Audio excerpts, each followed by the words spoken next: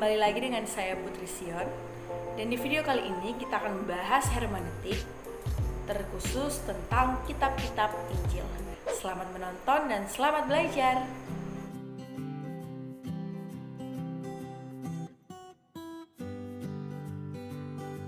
Yang pertama, kita akan membahas tentang pengertian Injil. Injil berasal dari bahasa Yunani, Euangelion, yang berarti kabar baik. Dalam bahasa Inggris, gospel, artinya istilah yang digunakan untuk menyebut keempat kitab pertama dalam Alkitab Perjanjian Baru menurut kepercayaan Kristen. Keempat kitab Injil tersebut yaitu yang pertama Injil Matius, yang kedua Injil Markus, yang ketiga Injil Lukas, dan yang terakhir Injil Yohanes. Disebut kabar baik karena orang Kristen percaya bahwa narasi keempat Injil yang berpuncak pada kematian dan kebangkitan Yesus tersebut merupakan kisah penyelamatan Allah kepada umat manusia yang berdosa, supaya manusia dapat kembali mengenal Allah yang sesungguhnya dan dapat masuk ke surga.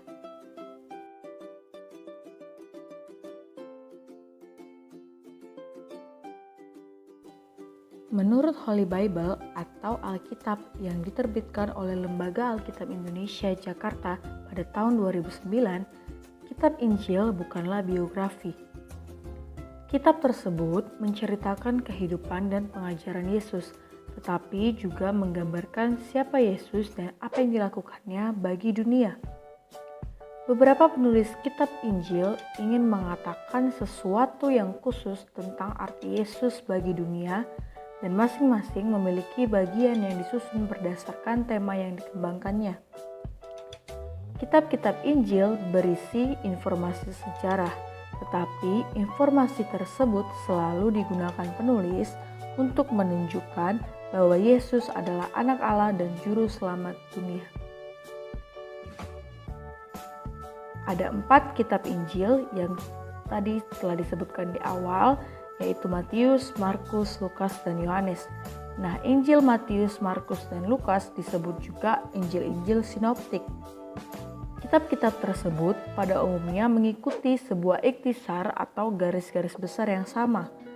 Ketiga kitab itu dapat dipelajari secara paralel, karena ketiganya memiliki garis besar yang sama, menggunakan beberapa kata yang sama, dan muatan peristiwa yang sama. Kemudian kita masuk kepada kesulitan dalam menafsirkan kitab-kitab Injil. Nah, kesulitan dalam menafsir kitab Injil berasal dari 2 fakta yang nyata. Fakta yang pertama, Yesus sendiri tidak menulis kitab Injil. Yang kedua, ada 4 kitab Injil. Yang pertama, sebuah fakta menyatakan bahwa Yesus sendiri tidak menulis kitab-kitab Injil. Hal ini menjadi suatu pertimbangan yang sangat penting. Kitab-kitab Injil berisi sekumpulan ucapan, tetapi ucapan-ucapan ini selalu terjalin sebagai satu bagian integral dalam hikayat sejarah mengenai kehidupan dan pelayanan Yesus. Jadi, Injil-Injil itu bukanlah kitab yang dikarang oleh Yesus, tetapi kitab-kitab mengenai Yesus, namun berisi banyak kenangan akan ajarannya. Fakta yang kedua menyatakan bahwa ada 4 kitab Injil, tentu saja disertai dengan 4 penulis kitab-kitab Injil tersebut. Nah, kitab Injil terdiri dari 4 kitab, Matius, Markus, Lukas, dan Yohanes. Ketiga Injil pertama memiliki materi yang hampir sama sehingga disebut Injil sinoptis. Nah, di sini yang menjadi pertanyaannya adalah mengapa ada 4? Kalau materinya hampir sama, kenapa harus dibuat menjadi 4 kitab? Nah, salah satu alasan yang paling sederhana dan pragmatis adalah berbagai masyarakat Kristen yang berbeda membutuhkan sebuah kitab tentang Yesus. Nah, karena ada bermacam alasan kitab Injil yang ditulis untuk satu kelompok masyarakat, namun berbeda dengan kebutuhan kelompok masyarakat Kristen dari yang lain. Maka, tulislah satu kitab terlebih dahulu, yaitu Markus, dan Injil itu ditulis kembali. 2 kali, yakni dalam kitab Matius dan kitab Lukas. Namun, seiring waktu di masa gereja kemudian, kitab-kitab ini dianggap setara. Tak satu pun Injil itu melebihi yang lain. Tetapi setiap kitab-kitab Injil ini berdiri bersama sebagai kitab yang mempunyai nilai dan wibawa yang sama. Kitab-kitab Injil ini menceritakan tentang Yesus bukanlah bentuk biografi, meskipun sebagiannya bersifat biografi. 4 buku biografi tidak dapat berdiri berdampingan sebagai kitab dengan nilai yang sama. Sedangkan kitab-kitab Injil ini berdiri berdampingan dengan nilai dan wibawa yang sama, dan masing-masing mencatat fakta-fakta tentang Yesus, ajaran Yesus, dan masing-masing memberikan kesaksian tentang Yesus.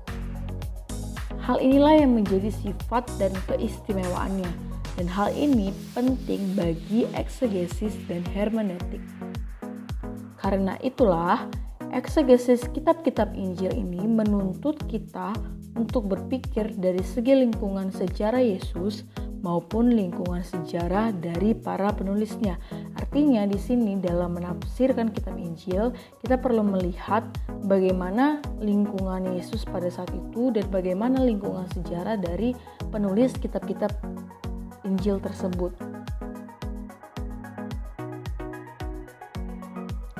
Yang pertama kita akan perhatikan yaitu konteks historis.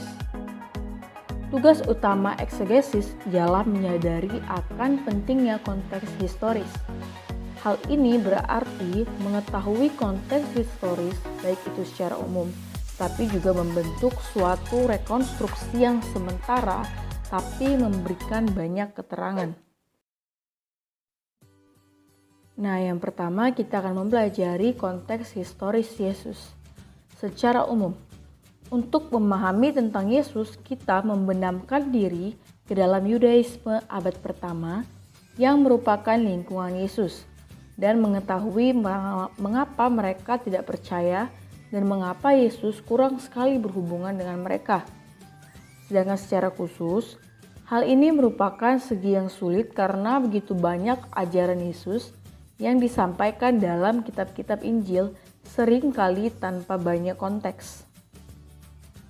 Alasan untuk ini tuh ialah bahwa perkataan dan perbuatan Yesus disampaikan secara lisan selama jangka waktu 30 tahun atau lebih. Dan selama waktu 30 tahun itu Injil secara keseluruhan tidak diteruskan. Yang disampaikan adalah isi kitab-kitab Injil dalam cerita dan ucapan-ucapan atau perikop tersendiri. Nah, yang kedua yang perlu kita perhatikan adalah konteks historis penulis kitab Injil. Di sini kita terlibat dalam sejumlah terkaan ilmiah karena kitab-kitab Injil itu sendiri tanpa nama dan kita tidak tahu pasti siapa penulisnya, baik itu dari segi nama, tempat asal mereka, dan hal lain tentang biodata penulisnya karena tidak terdapat di dalam kitab itu secara langsung dikatakan. Namun kita hampir pasti akan minat dan perhatian setiap penulis Injil itu dari cara ia memilih, membentuk, dan menyusun bahan-bahannya.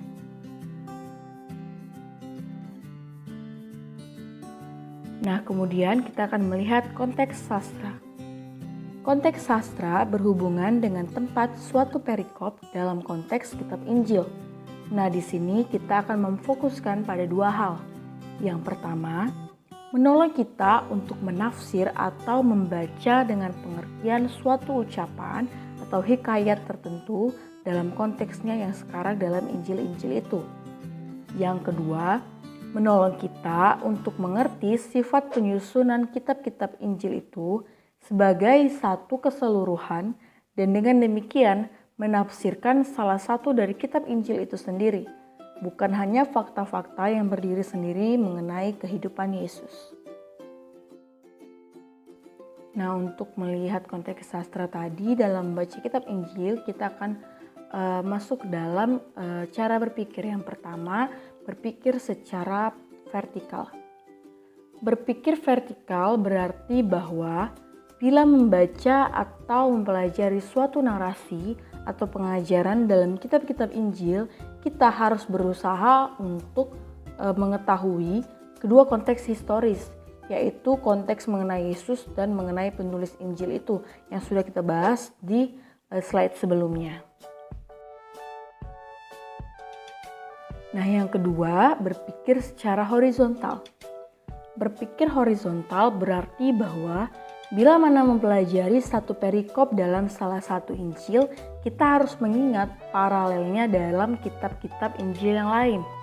Misalnya kita sedang mempelajari satu perikop dalam Injil Matius, maka di saat yang bersamaan kita juga harus melihat bagaimana kitab lain, pandangan dari kitab lain untuk perikop tersebut. Misalnya kita belajar dari Injil Matius, maka kita melihat hubungan paralelnya dengan kitab Markus ataupun Lukas.